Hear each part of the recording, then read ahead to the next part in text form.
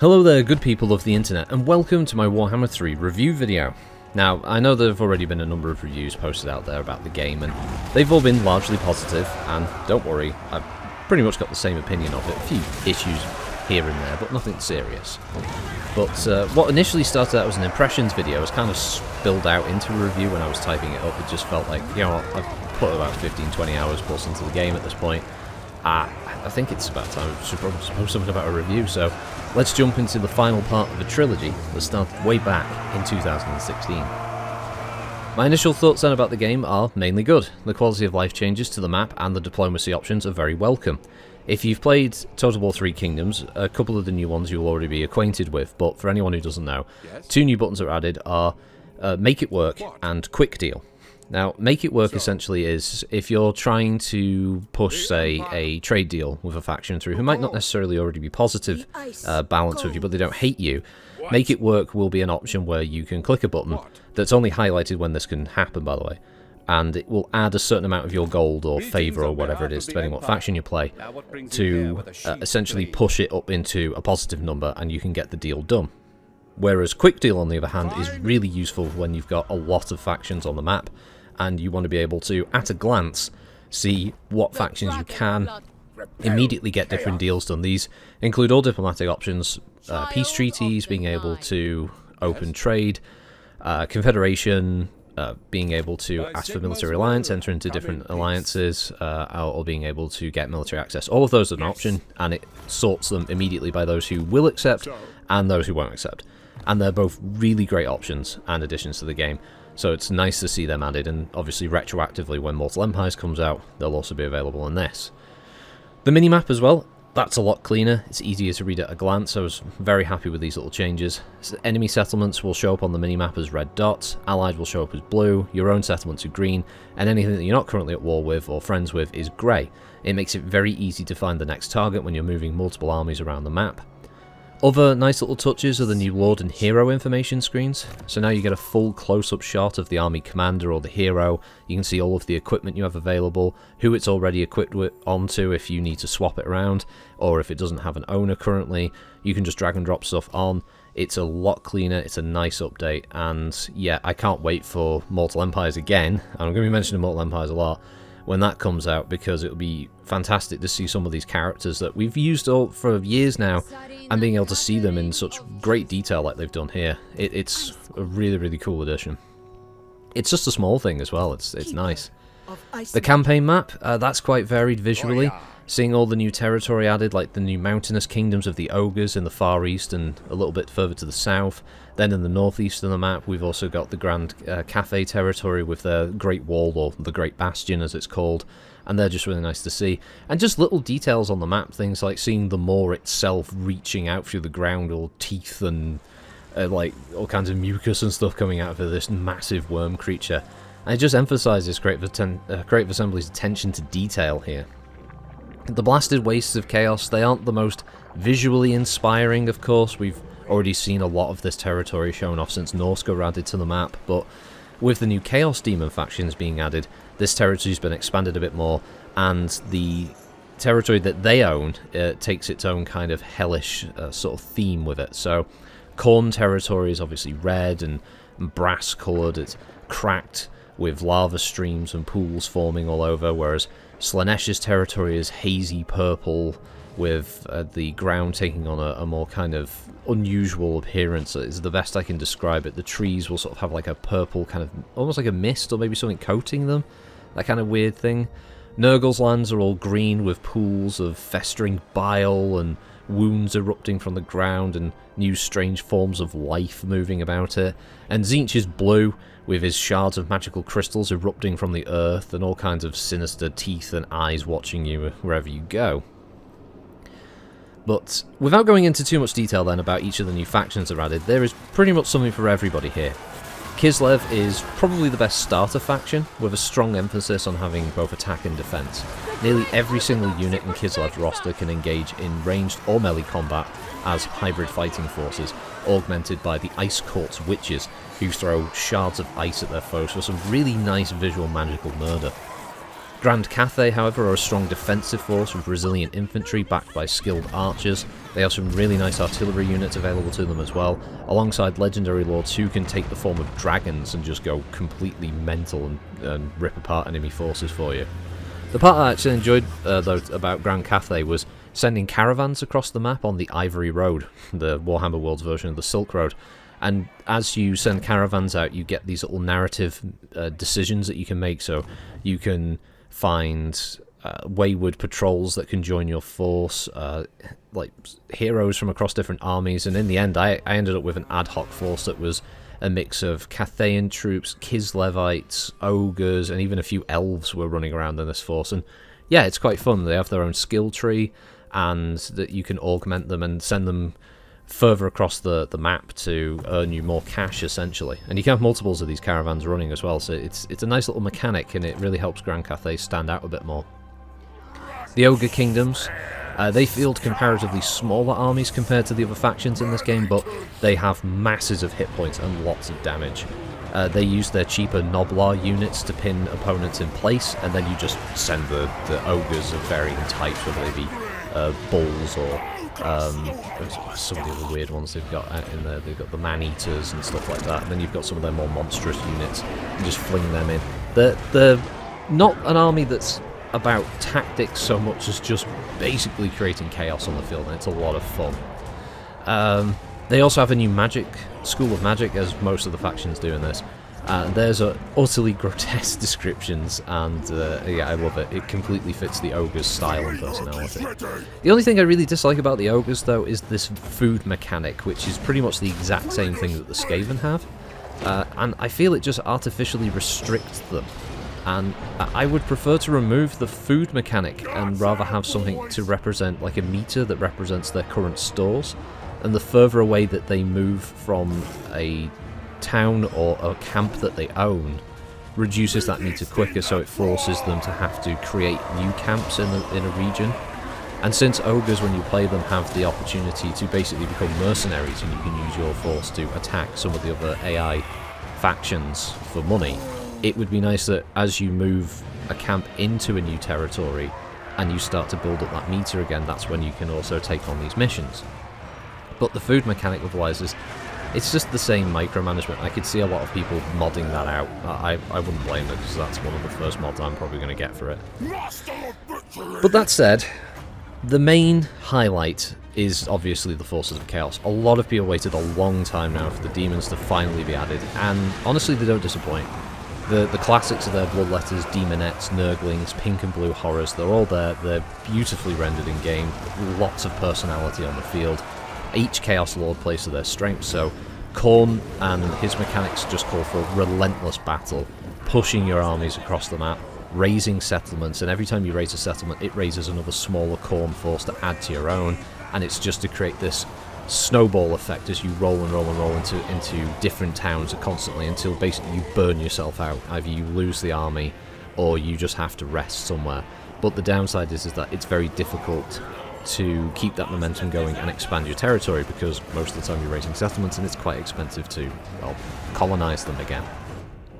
Slaanesh, on the other hand, is a completely different style of play. You use seduction and diplomacy to manipulate factions on the map. You're able to dominate lesser factions, and eventually, once that builds up to a maximum, you can then exert your influence and literally force them to become a vassal of yours, which is really useful and completely fitting. And Slaanesh, before a battle, has a certain amount of units that they can actually tempt over to your side. So you can grab, say, a couple of Khorne berserkers and get them into your army if you have the money and it allows it, within a certain budgetary amount that the battle assigns. And you use them for that battle, and once you win, they just go. You don't get to keep them, but it is very useful. Nurgle, on the other hand, is a bit of a slow burner. He has an emphasis on using plagues, spreading them to your troops, spreading them to settlements, spreading them to the enemy, and sort of giving buffs and debuffs to your faction and to enemies as you play. All their forces are incredibly slow, but they're very tanky, so you're basically playing for time until your forces can get into melee range and start tearing things apart. And their settlements are odd to use, but they're kind of fun once you get used to them, with the growth and death mechanics of the buildings. When they reach their zenith, that's when they're best, but not long after that they die, so to speak. You don't have to rebuild them, they just sort of regenerate again. and then it goes back to like a kind of cycle system.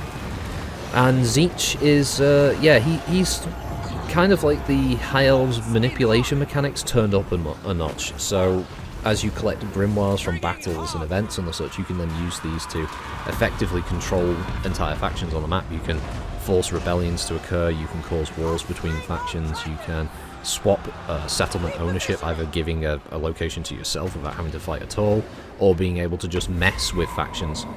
Say, switching an Empire-controlled location with a vampire one, or vice versa, and just causing little wars everywhere. It's literally about creating chaos, and it's quite fun. And the other thing is, it's unique. It makes them each feel fresh and different. But as a TLDR, the new factions are fun, outside of the Legions of Chaos, and this is my first major negative of the game. I know they wanted to have 8 factions at launch, and that's great and everything, but Legions of Chaos are very meh. Pimp My Demon Lord sounds fun on the surface, and having access to a bunch of units from across the different factions does give you a little bit more granular control of your armies for strengths and weaknesses, but I think most people would have preferred Chaos Dwarves over these. Legions just... It feels like if you've ever played Dynasty Warriors Empires and you make your character and then you just start basically picking and choosing characters from other factions within Dynasty Warriors to make your faction and then conquer the map. It's that. It's fun for a bit, and then it's really forgettable because all the other factions just have way more character and personality to them. No doubt, Chaos Dwarves will probably arrive.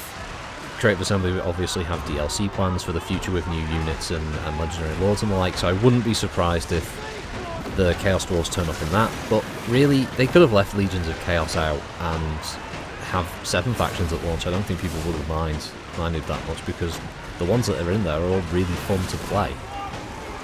And speaking of which, the Grand Campaign's Demon Prince soul collecting sort of metagame, it can create some interesting battles. You send your armies into these demon portals that take you to a kind of mini version of the overall campaign map, each one themed around the different Chaos Lords. You have to gain the 4 souls, and then you can go to the final map where then you can fight Be'lakor and end the campaign, essentially. But obviously the competition is that there are other factions who are sending their armies into the portals, and you can fight them to get rid of a competitor, or you can leave them alone. Each of the different Chaos realms have different effects on you. Say, Nurgle, for instance, constantly hits you with attrition. You have to hit special locations to heal your faction, so your army gets all their hit points back and all of their attrition removed, until you get to a final location that makes them immune to the attrition. Then you can fight the Demon Lord. But you only have so many turns to do this. And that's the case in all 4 of them. They have a different effect across the board, and there are these little AI armies that you have to fight to sort of get through. And then you get to the final, much longer battle, which is a kind of a multi-stage siege where you attack a location, you have to capture it, defend it against a counter-attacking force, and you do this 2 or 3 times, and then you fight the Demon Prince and collect his soul. It's a grind, it's a slog, but in a good way, because you have an army that you can bring reinforcements in using the supply points. You can bring, you can regenerate hit points of units. You can basically, if you've got enough points, you can just regenerate entire lost units. In fact, when you send them back through a portal, they will just get all of their troops back, and then if you have enough, you can bring them back into the field. Some might say it's a bit too easy. I actually kind of like that. I like the fact that I can just play this battle how I want to play it and have a lot of fun. As I said, they do take a lot of time, about 40 odd minutes on average, if not longer, depending on the kind of army you've brought. But yeah, it's quite good, those multi-stage battles. As are the changes to sieges. Now minor settlement battles are these much more in-depth, in-defense type affairs where you can now build barricades, you can construct towers, you can construct little sniper nests and all kinds of things around the map. And those are locations that when you're attacking, you want to capture them, because if you can grab them, you reduce the supplies for the defenders, and you destroy the towers, because you can't actively target them without artillery. And it also means that, as a defender, you get a bit more control over how the enemy will go into the assault, funneling them into certain routes, or being able to set up units on walkways above. The maps are really well put together, and I imagine this might be one of the biggest hurdles for CA for when they make Mortal Empires, because they're going to have to do this for all of the different factions themes, so Wood Elves and Empire and Vampire Counts and High Elves, Dark Elves, all of those are going to have their own versions of these maps. But once they get that done, yeah, Siege gameplay is going to be a lot more fun. It's a massive overhaul and it is a big improvement. I would say I haven't been able to play any of the cooperative campaigns, however. I know desyncs were always an issue, and a lot of people really enjoyed them, but they also struggled a lot with desyncing, basically killing off the campaign, especially one that you've been playing a long time for friend and 2-player. These new ones are supposed to be up to 8 players, and it's supposed to be simultaneous play.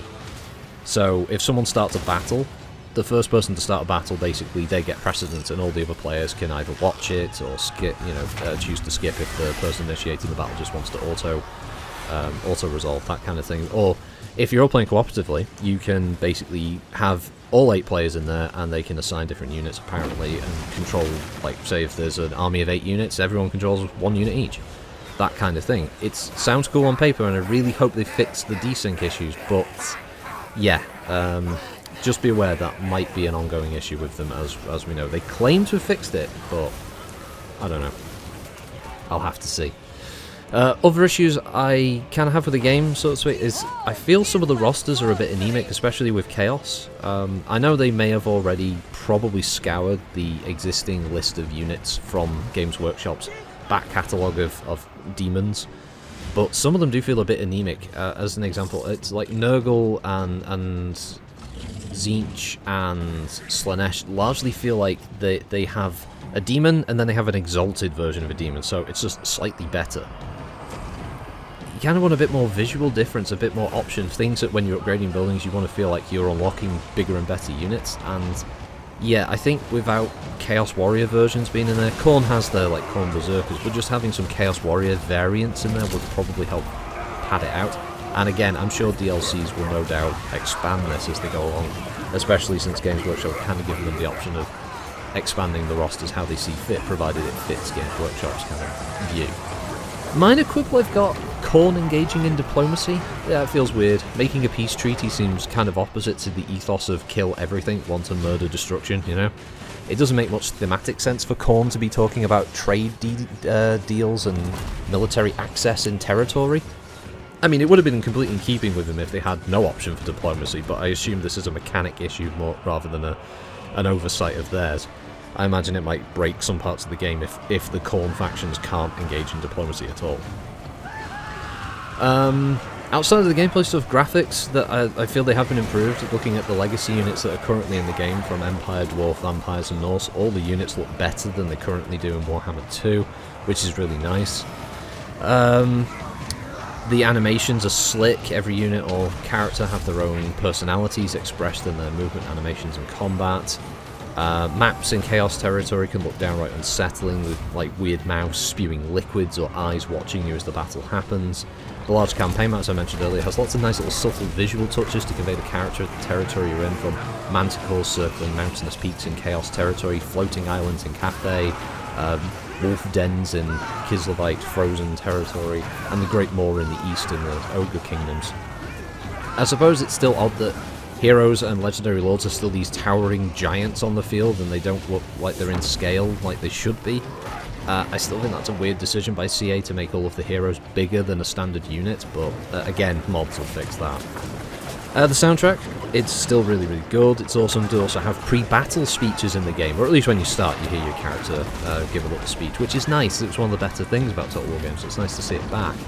Performance-wise, for me personally, I haven't had any issues. There can be an odd frame drop when I've been turning the camera quite rapidly and zooming in on certain aspects of the battles, but these are on particularly large ones. It isn't game-breaking anyway, and on top of that, I haven't had any crashes or any weird major bugs yet, so that's good. But Warhammer 3, from the parts I've been able to play, is a lot of fun. It's probably the best combination of numerous systems created by Creative Assembly over several years of development. The campaign will keep you busy for quite some time, as each faction has their own unique style of play, different endings to see regarding the Bearguard person. For me though, this feels like the nice tasty starter dish before the full flavour comes out in the form of Mortal Empires.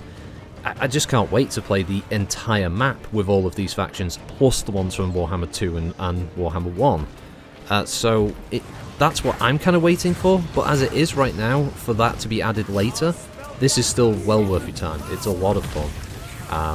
I'm sure the DLCs will, when they come out in the future, will no doubt further expand this, further expand the map, further expand the options available to you. New legendary lords, more units, and probably a new faction or two.